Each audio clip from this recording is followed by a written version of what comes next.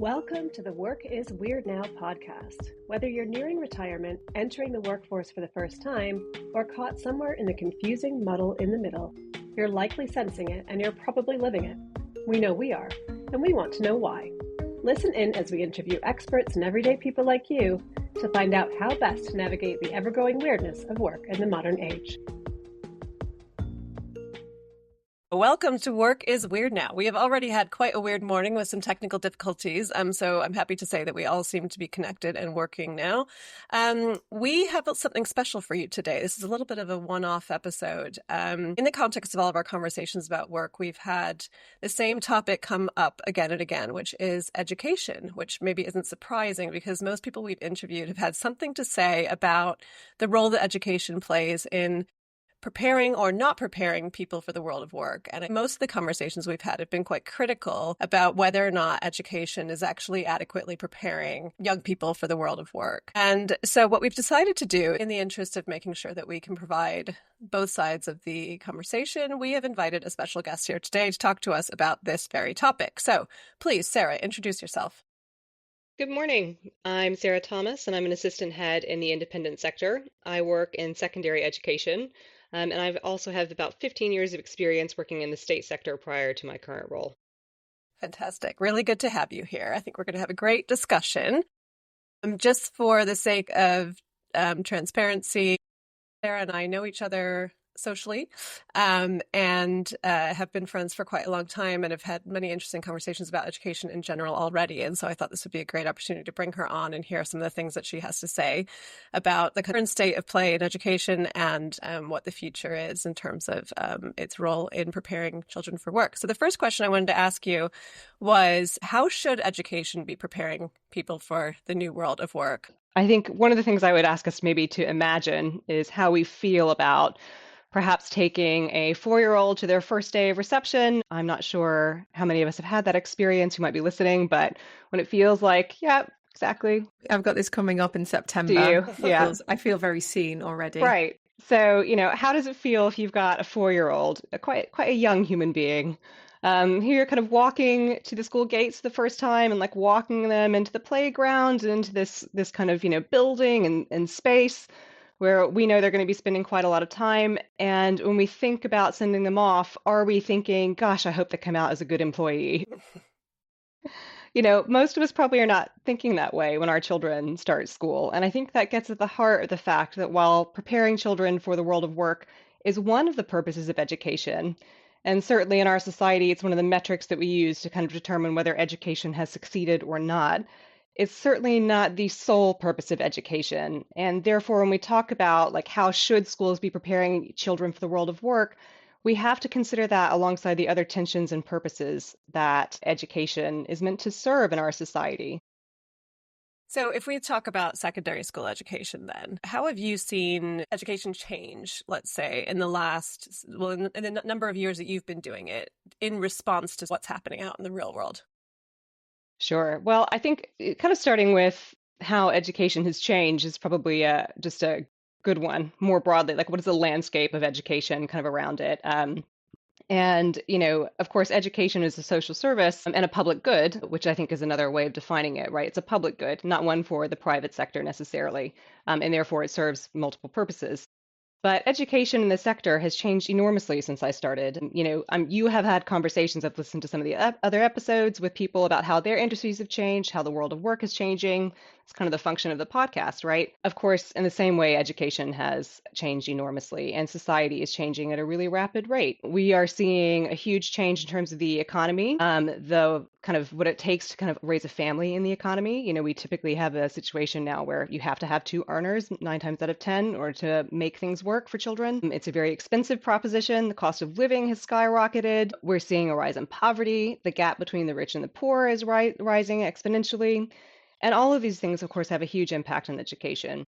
And in the same way that we think about the impact of the pandemic and lockdown as having had a massive impact on the world of work and what that looks like, what people expect from their jobs, whether or not work is a place, et cetera. Of course, that's had a massive impact as well on schools and education and what it looks like. And we're still recovering from that. So in terms of this idea that, education, I think sometimes the way it's described is that, it's not very responsive. It hasn't changed much. It's just kind of like is still a Victorian institution that doesn't adapt very well to modern society. I would argue that that's not the case. I think if we look at large corporations, we could also accuse them of similar things. And there is an issue here around the size of organizations and therefore how responsive can they be to kind of the fast-pacing change, nature of change in society. But schools, of course, have adapted hugely already and are working hard to make gains to continue to serve children and families. But we're doing so in a landscape that is incredibly challenging. Yeah. So what are maybe one or two of those big changes that have happened? Well, I was thinking a little bit about the nature of just school and attendance actually prior to this call. So, one of the biggest issues we have, say, post pandemic, is a rise in attendance and struggling with attendance and getting people to actually be in school. There's always been a percentage of the population that struggles to come into school on a regular basis for a variety of reasons, struggles to engage with the system. And we've seen a rapid rise in that post COVID as well. I was thinking about the fact, one of the questions here is kind of like, well, what services are we already offering in terms of careers support and careers training, which of course schools do. That's already part of the curriculum. But what are the issues that we have? I was thinking about, in a previous podcast, one of your guests was talking about the very high number of NEETs or children who are not in education, employment, or training, which is on the rise, and the fact that, we want to close this gap. And of course we do. But one of the issues I was thinking about is the fact that actually a huge number of the children and young people who will be caught up in that statistic will themselves have had trouble attending school. And so it doesn't necessarily matter in that instance what schools are delivering if the students and children we're meant to serve are not actually able to access that for a variety of reasons. So that is one thing that is incredibly challenging, and the government has been talking a huge amount about it. How do we measure attendance? How do we help students get back on site? How do we support families who may be struggling with attendance issues? But that's a massive concern that schools have had to adapt to in the aftermath of COVID in particular. Do you think that's because children are having more kind of anxiety around being in person and that sort of thing, and COVID's exacerbated that because they've been removed effectively from society? Or do you think there's just a sort of common belief that because we now know that, and this is true with work too, because we now know that we can do things remotely, that actually there's not a need to be there in person to access the same kind of learning that you would have before? That could take me on a little bit of a tangent with that one. So that's a really interesting question. I do think primarily with children and young people, we're not looking at people who are just like, well, I can do my math from the living room now. That doesn't tend to be what we're seeing. We're not seeing like a super high demand for, say online schooling. An increase, sure. And is that going to be appropriate in some contexts or some children? Absolutely.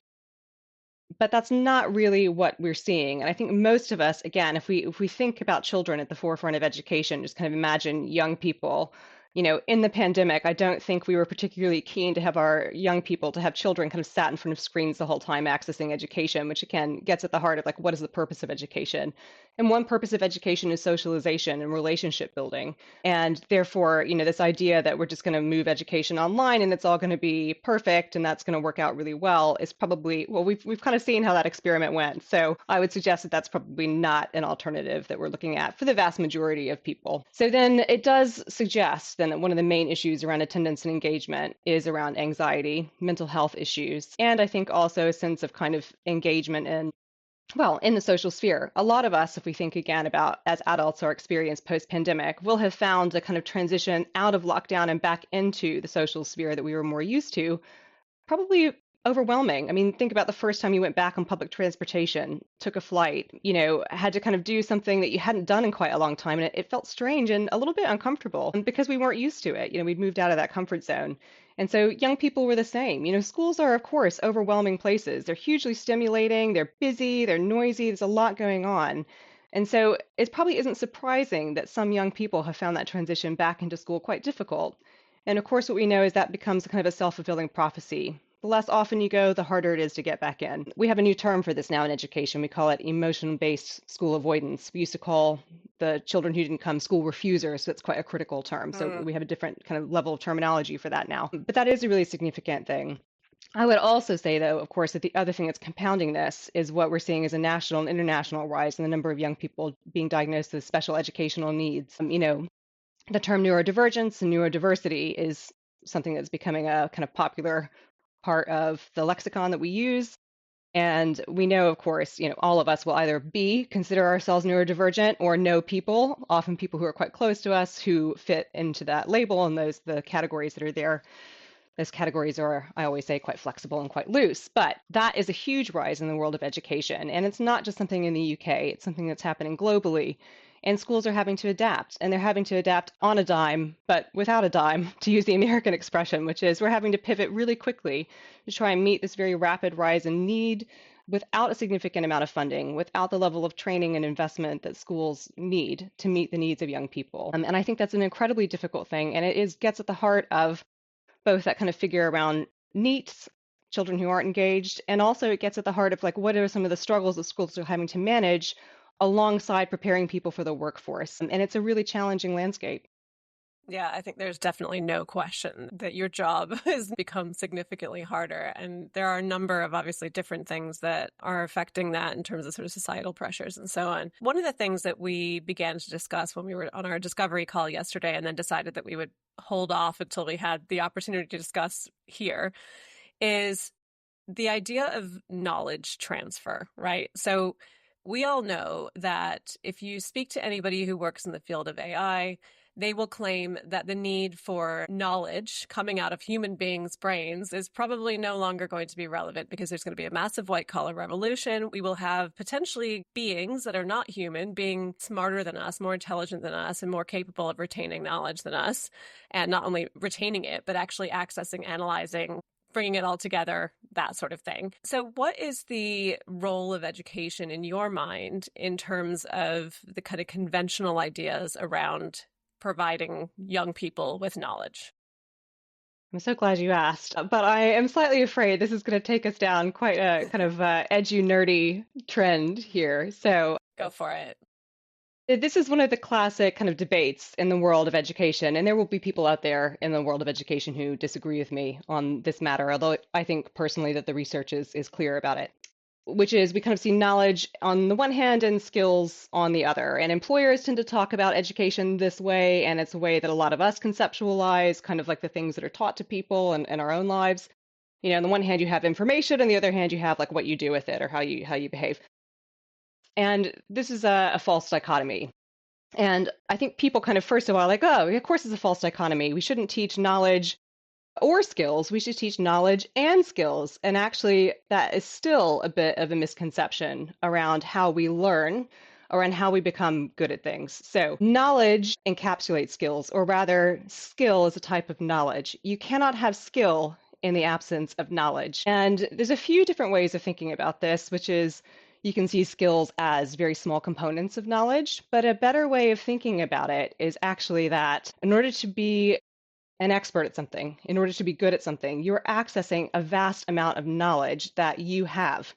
So we might say something like, we want children to forget about the knowledge. They don't need to know about the Industrial Revolution or the start of the Second World War, or, I don't know, algebraic formulas.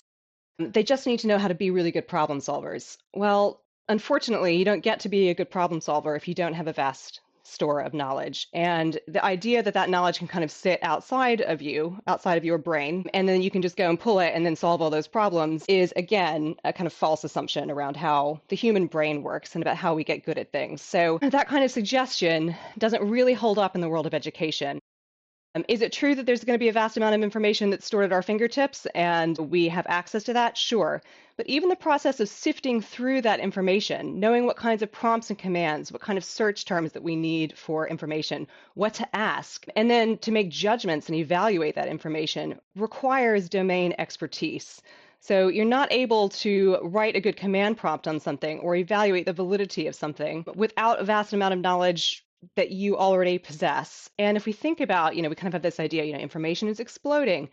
It is. And the quality of that information is hugely problematic, right? So not only are we going to be living in a world where we have these vast stores of information, we also know that a lot of that information isn't going to be either relevant, best case scenario, or true, worst case scenario. So in that sense, we do really have to work with young people to help them develop the knowledge that they need in order to be successful, to develop the kinds of skills that are going to enable them to survive in the workplace.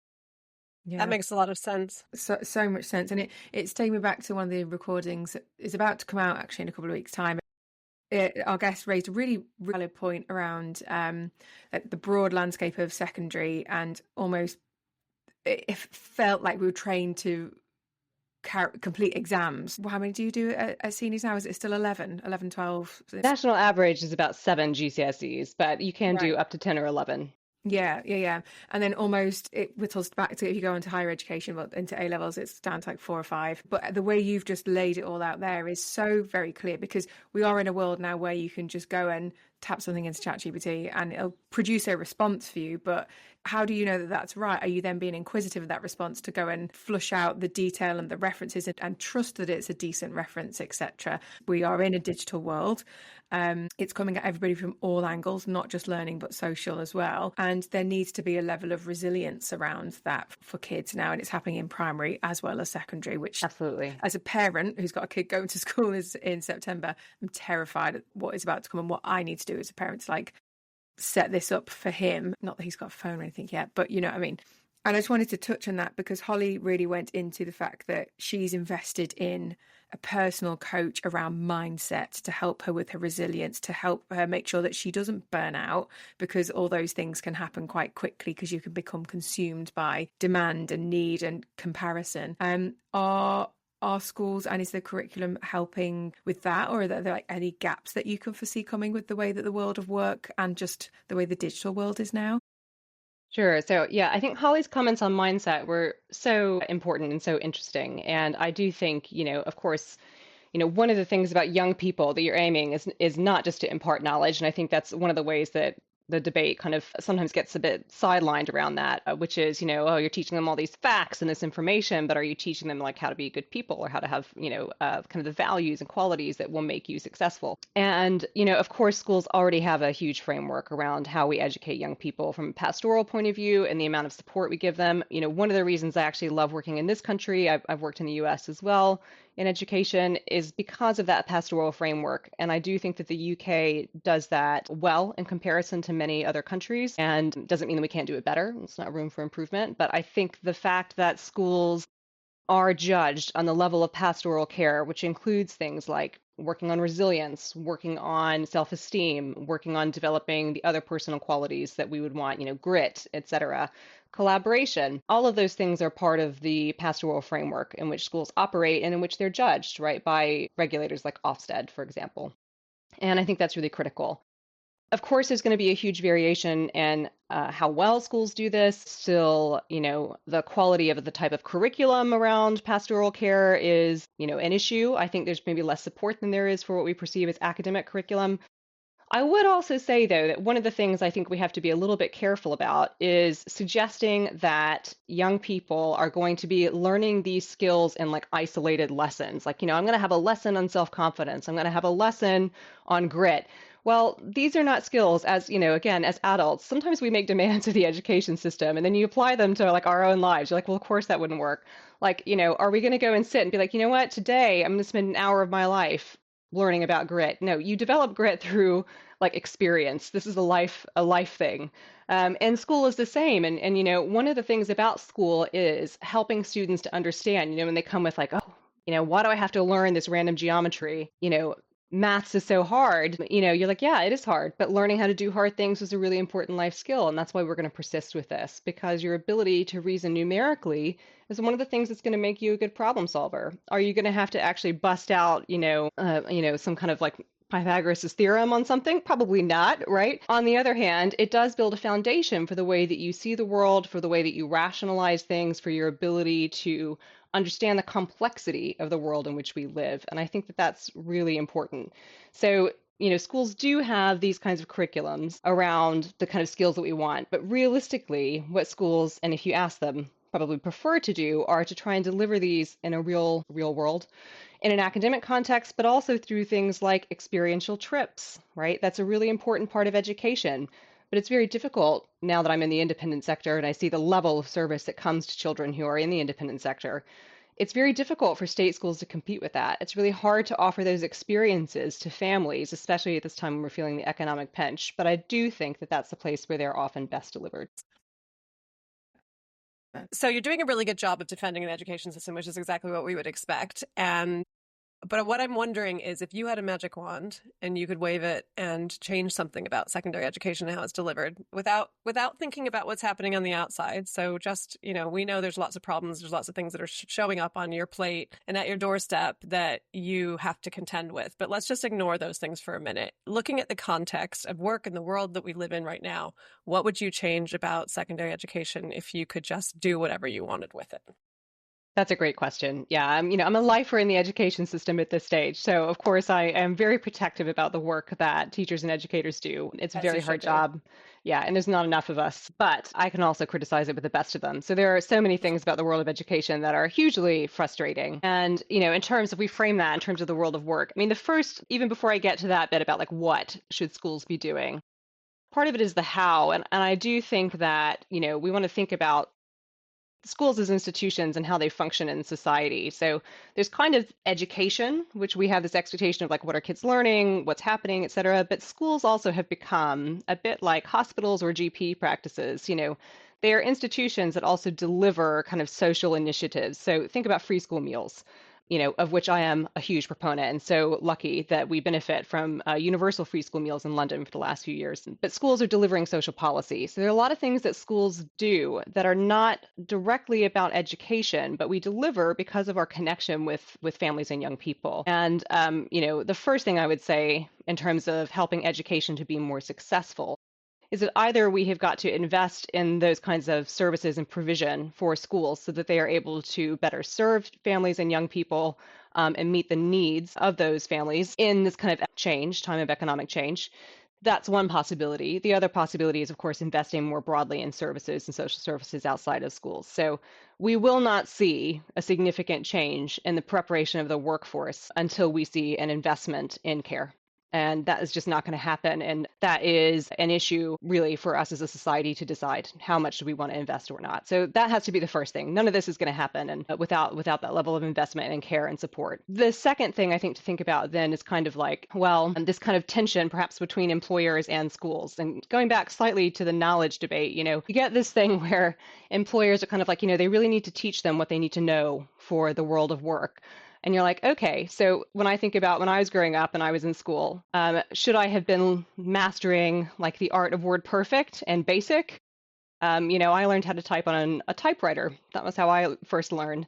Those skills are obsolete immediately. When we think about the knowledge that we teach, and when employers are kind of like, you need to be teaching them Python, you need to be teaching them this, it's all going to go. Because if you think about knowledge, actually, recent knowledge is the knowledge that goes obsolete the fastest, Betamax, VHS, microfiche storage. It's the recent development in technology and knowledge that is replaced very quickly. The alphabet, right, our numbering system, which has been around since ancient times, that knowledge persists and is still fundamental to this day. So, the first thing is I think that schools have got to not be tempted by employers to kind of embrace this attitude of, AI is a classic one. We're getting that right now. Like suddenly, schools have got to make sure that kids know exactly how to engage with AI all the time. Should it be on the list? Absolutely. Do we need to think about it? Yes. Is it coming? Yes. Does that mean that that needs to replace the kind of foundational knowledge that we've been teaching children for a very long time? Probably not. And we need to be really cautious about that. That's one reason, because the knowledge becomes obsolete. But the other reason we have to be careful about allowing employers in the private sector to maybe dictate what we're doing in terms of careers education is because they have a very poor understanding of child development.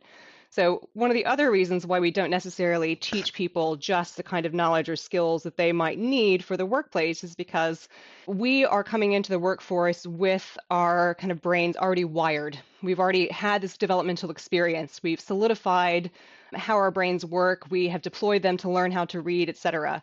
But young people don't have that, even quite late into realistically, their early 20s, but certainly into adolescence.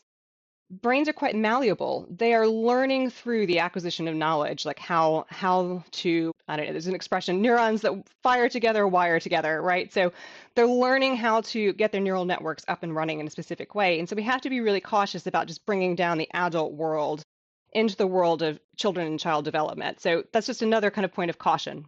I still probably haven't said what you want, which is what should we be doing? So I think one of the biggest things I really think that schools do a little bit of, but could do more of, and this is also maybe going to places where your listeners can help us, is this concept of work experience. One of the things that still happens, I don't know, because I, of course, wasn't educated in this country. It wasn't actually part of my upbringing, but the idea of work experience has been around, I think, since I've been teaching here.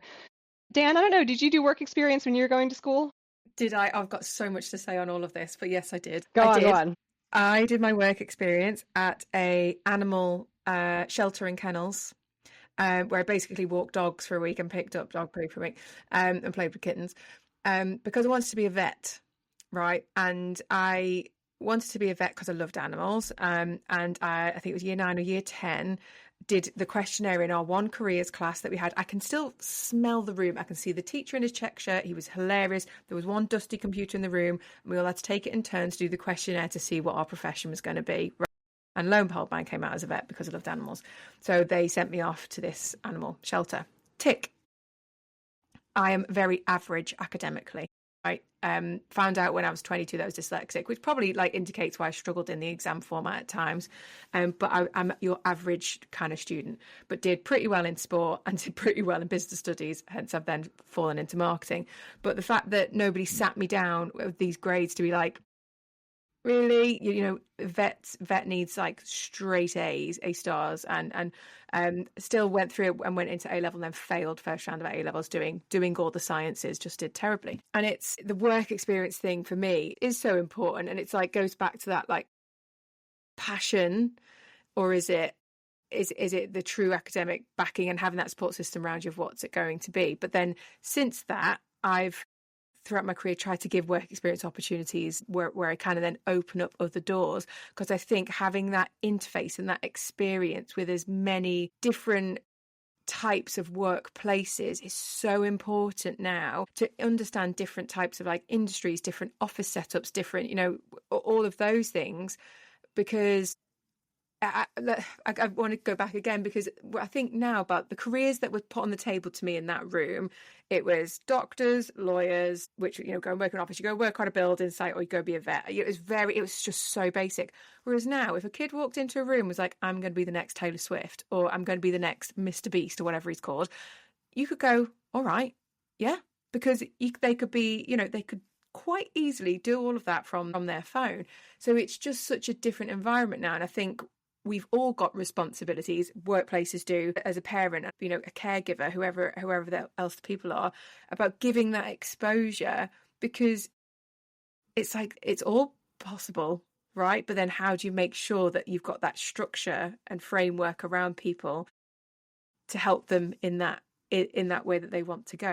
Oh, yeah, you're absolutely right. And I think work experience, I think you've described what is often a very typical work experience. Although I think there is, one of the things I was struck that Holly said was the fact that, how actually, even though she has succeeded and is succeeding, she's in the process of succeeding, that it wasn't as easy and straightforward as she perhaps thought it was going to be. And I think we have to be a little bit cautious with young people who do come to us and say, I want to be the next Mr. Beast. And it's kind of like, well, that's great, but, we can work towards those skills, but the odds are perhaps against you. And you need to have a few strands here. And also you need to understand that level of grit. Like, what is it going to take to succeed in this? So I think there's an element of, yes, it's changing, but also some of the things that enable us to succeed are still really important. And I think, work experience is critical. And I would say it's particularly critical in the state sector, because we know that we don't, we kind of propose to live in a meritocracy. Of course we don't. And careers are often built on connection and social networks. Do things like LinkedIn and social media help to break down some of those barriers of opportunity? Sure. But actually, they still persist enormously. Someone who needs to get capital funding to become the next Mr. Beast or whatever it is that they're going to do is going to need a network to help them to raise that.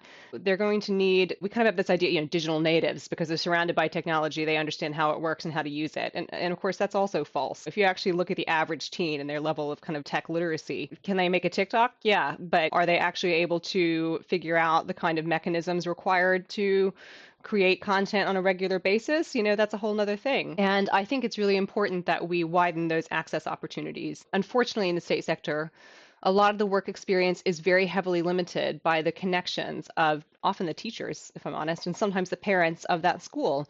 But that becomes a self-fulfilling prophecy. So I would say that investing in work experience opportunities for young people is a really critical thing. And it's something that, can we wait for a government initiative to do it? Sure. Do large corporations have policies around work experience? Yes.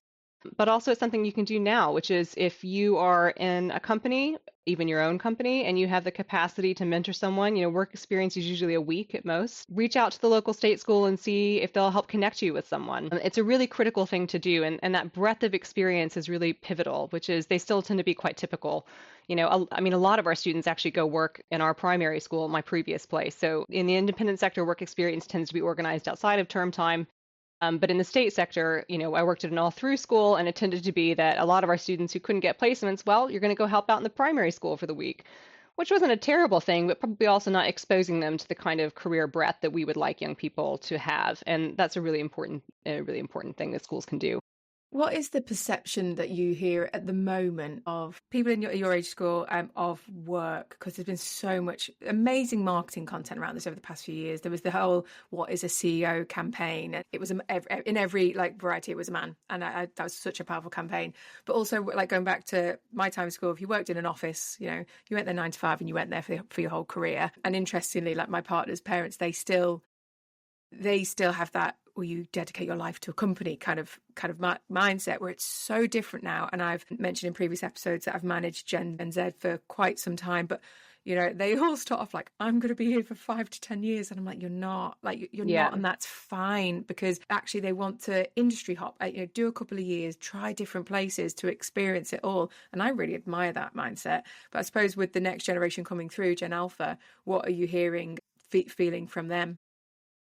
Yeah, I think just before I get onto what I'm hearing from them, I think that's such an interesting point. And this idea, we do talk about work a lot that way. It's no longer a career for life or a profession for life that you're going to move around. I mean, we have all experienced that already. So I don't know that that's necessarily, I mean, I'm probably unusual, which is the thing I started doing at 22 is still more or less the thing that I do now. And for my sons, I think, but career of passion.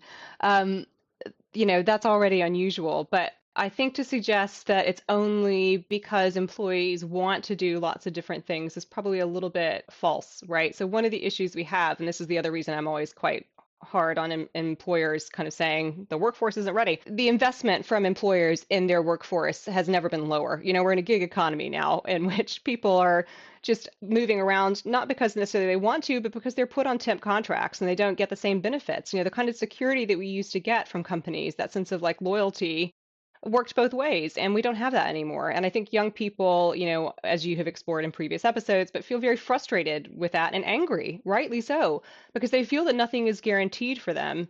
And I think, again, this is a pretty big disparity depending on what type of context you're in. So, in the independent sector right now, it's not exclusively true, but I would say a lot of my students have that breadth of exposure to different types of careers, often because their parents work in a very broad variety of fields. We do also, of course, work very hard to ensure that they're introduced to that through like an online lecture series is one of the things that we do. I would love to see that kind of concept brought into the state sector in a wider way. I think it's an easy thing that could be deployed to support young people. We have at my current school kind of every half term, there's an online lecture with 2 or 3 panelists from a particular industry, and they come on and have a conversation, and students can log in, and parents as well, and listen to that dialogue and ask them questions, et cetera. And I think that's a really helpful thing to do. So I think exposure is really important, but on the whole, I think younger people feel really frustrated. They don't have a great conception of what work is. I think they don't have a great understanding of what it takes to succeed even in this new digital landscape, what it means, like how do you actually get revenue from running a YouTube channel? What are the kinds of things that you have to consider in terms of that? How do you pay taxes and estimate that? How do you set up a business?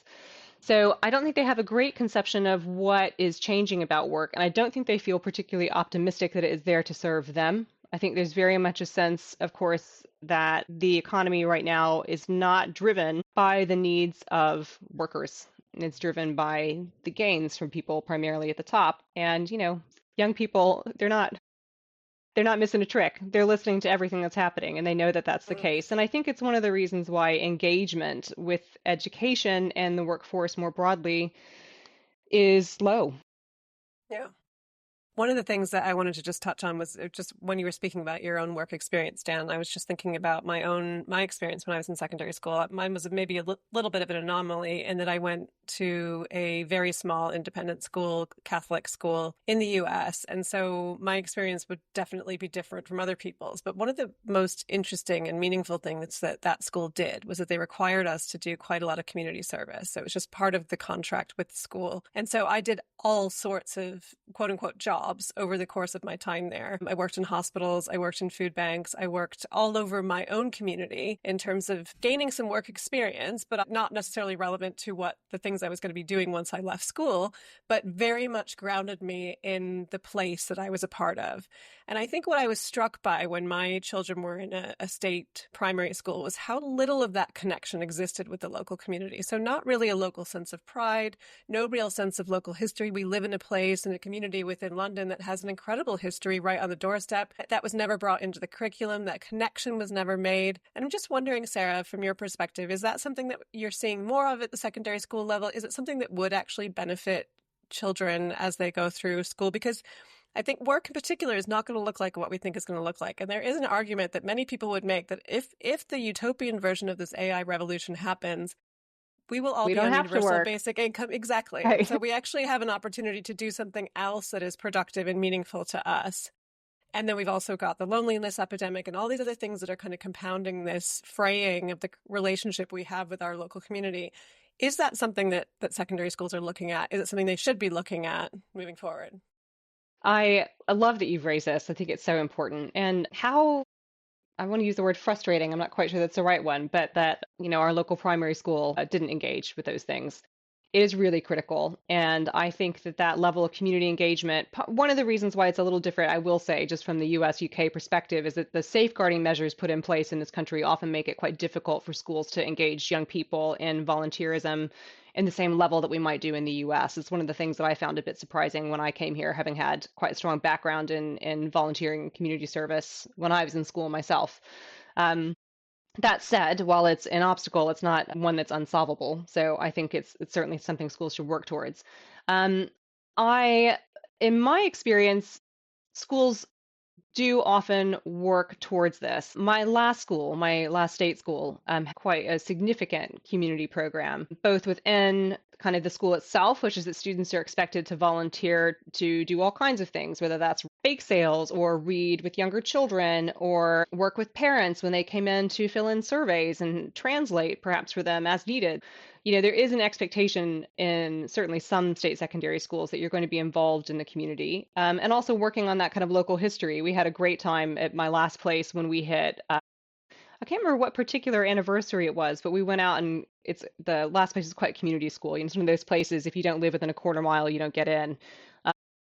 And and so the people who went to the school actually still often live very close. And so you have generations of people who've been educated by the school who live in very close proximity. And so on one of these anniversaries, it might have been the 100th anniversary of the school's existence, they brought in a selection of people who'd been educated there and did like an oral history project with some of the children actually in primary school. And I think a couple of the secondary students were helpers. So I think it's absolutely critical, those kinds of initiatives. And exactly what you said is it helps us to understand, work experience is not only about how it benefits the individual and their goals, but it's also about how it builds links and connections between communities and how we understand our relationship with the people who are around us. And I think that's a really critical initiative, and I'd like to see more of it.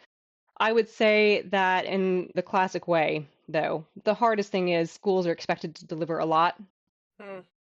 So whenever you're talking about those kinds of initiatives, who's going to be responsible for coordinating that? When does it happen? What lessons do they miss?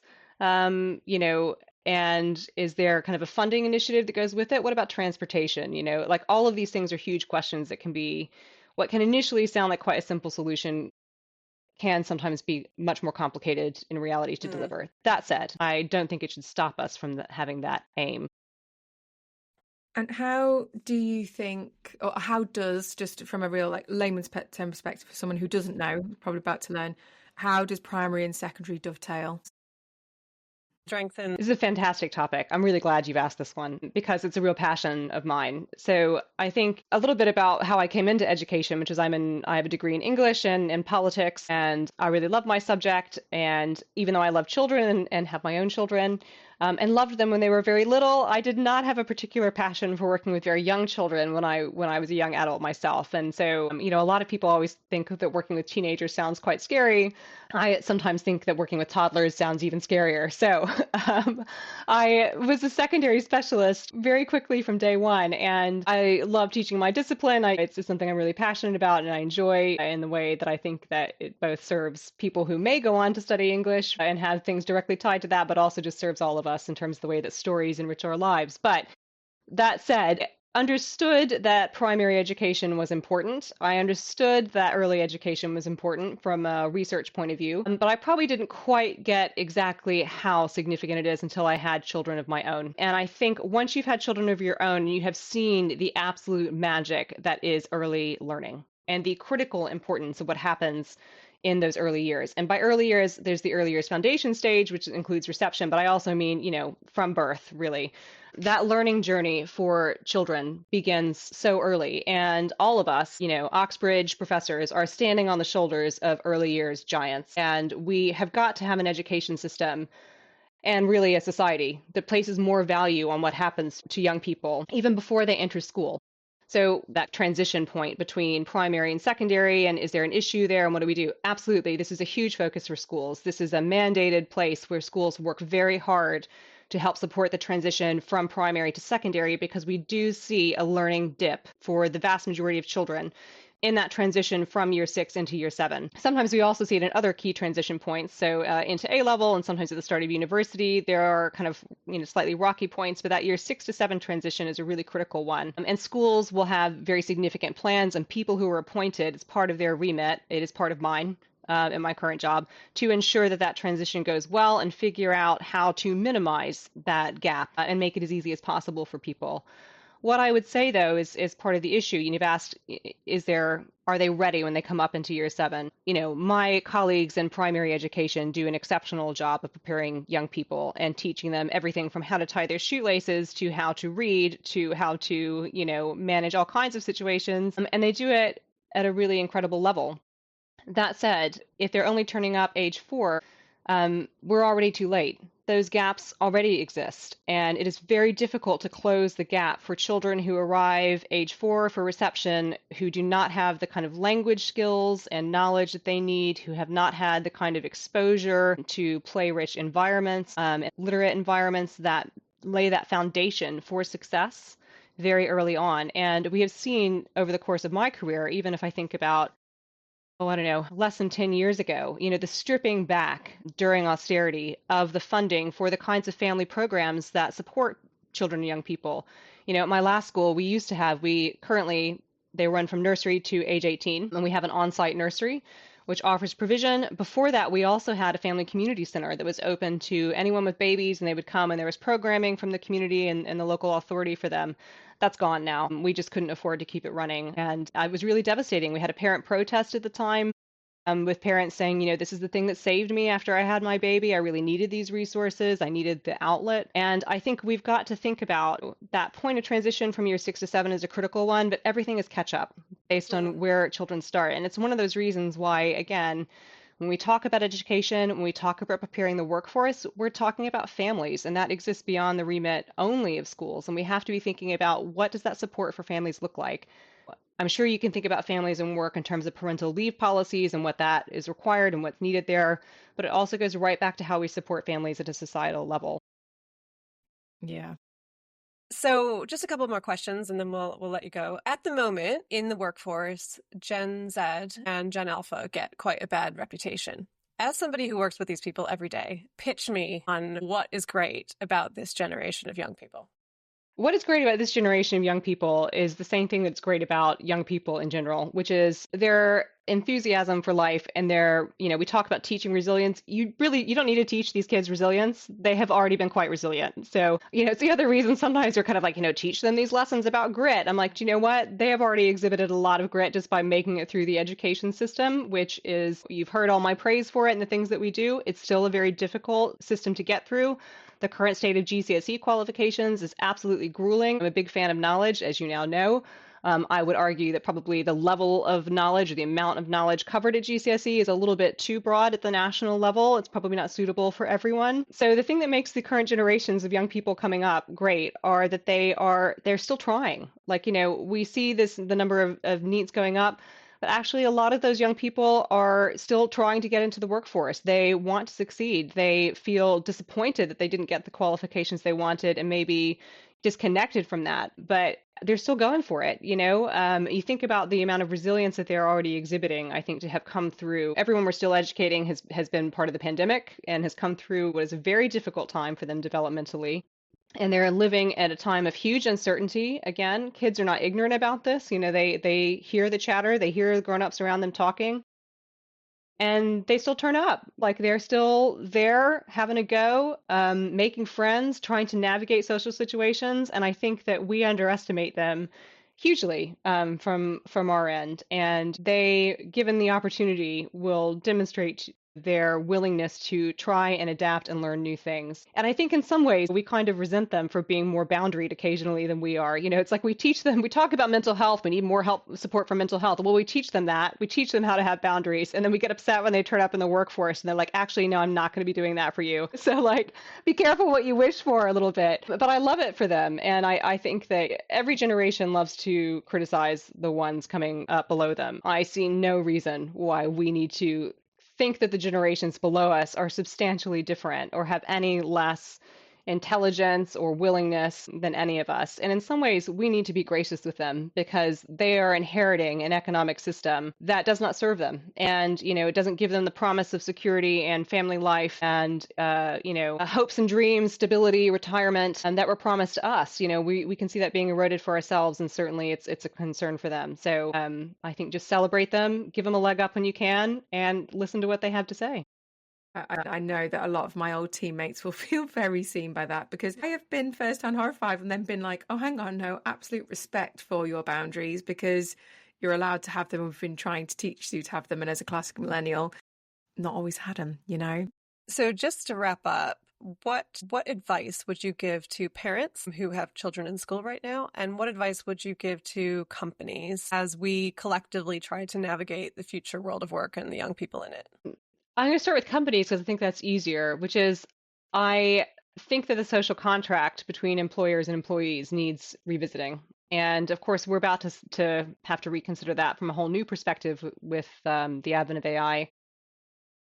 But they need to think really carefully about investing in their employees. And there's a sense that, somebody might not be with you for the long haul, but you still have an obligation to help train them for what they're doing for you, but also for the workforce in general. Not least because what is required in terms of training changes so quickly. By the time schools even attempted to build a curriculum for it, it would be irrelevant. But they need to uphold, I think, their end of the social contract. And I think as well, that kind of idea of, well, what could that look like? Work experience is a huge part of that. Make those out, get into schools that are near you, go and offer to be a guest speaker, offer positions for placements for people at GCSE and A level when they're ready to do that. And just connect with young people. There are a lot of charities out there that are doing really good work, particularly for young people who are struggling to find work. So I think I would like to see companies really, and by companies, large corporations, but also the small ones, because this is the landscape of the economy that we're in right now. See what you can offer, get in there and have a chat. So I think that sense of connectivity is a really critical one for companies to do, and for them to be a little bit wary of making broad sweeping statements about the nature of education if they themselves probably don't have that understanding of child development and what it's like. So be a little bit cautious about that one. For parents, it's really tough. And I think the expectations around parents and their level of involvement in their children's lives and education has changed enormously since we were growing up. So that's a hard one, because I think we are at a time in society where we expect parents to be quite heavily involved in their children's education. That's not necessarily a bad thing.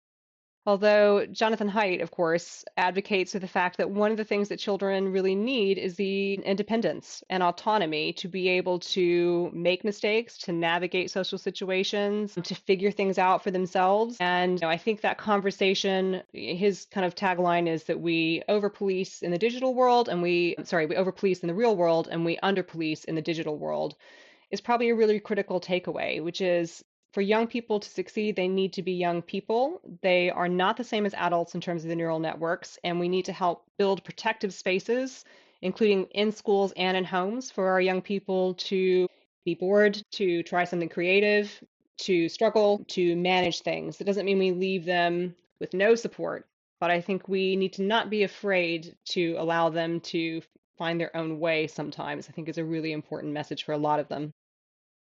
Great.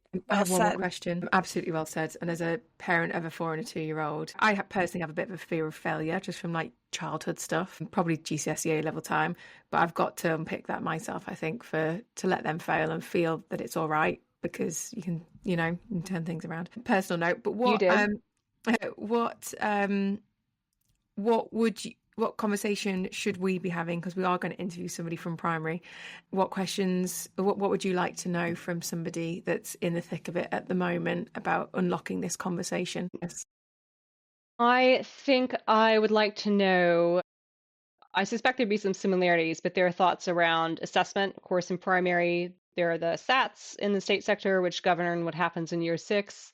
I would love to know how they find that, reform possibilities. I suspect I have some ideas about what they would say. I would like to know how they are finding some of the pressures that we talk about. I think attendance, special educational needs, again, I think it's probably quite similar, but I think that's a critical one. I'd like to know what actually the fun one would be, if you get kids to come in and draw a picture of jobs, what jobs do you know about? What kind of jobs are kids coming in talking about these days? Like, I suspect that it might not have changed as much as we think, but I'd love to just see their kind of thoughts about what is work. Maybe having watched their parents work, now that we live in a remote work world, there may be an element of that. So it'd be really interesting to see if like the concept of work from a child's point of view has changed. I would love to see a little picture book, I think, about their illustrations of working life would be an interesting one. And I think one of the other things that's a little bit meta, and my final comment on this one, but is of course like educators are also workers. And I think the pressure on teachers and people working in schools is immense. And, we are feeling that hugely in our ability to therefore provide the level and quality of services we want. And I'd love to hear from my primary colleagues, what are the challenges that they're facing in terms of delivering that? Because that model, that classroom model of, a teacher and a teaching assistant is one that is very difficult for many schools to sustain. So like, how are they finding the world of work in primary school? Great question. Excellent. Thank you so much, Sarah, for being here. It was a really interesting conversation. I hope you enjoyed it. And yeah, let's fingers crossed that there's an audience out there for Education is Weird now. Well, there absolutely is. And for the organisations listening, this should be a call to action, actually. Have you thought about your opportunities to go and provide that work experience, but also about somebody in your workforce going in to present at some local schools? Because my door is open. I don't know if that is of interest to anybody, but I'm always happy to go and present. We should go and present the podcast, Alice. I think we just need to think about it to help the generations behind us. So hopefully a call to action at the end. Thanks so much. Thanks. Bye.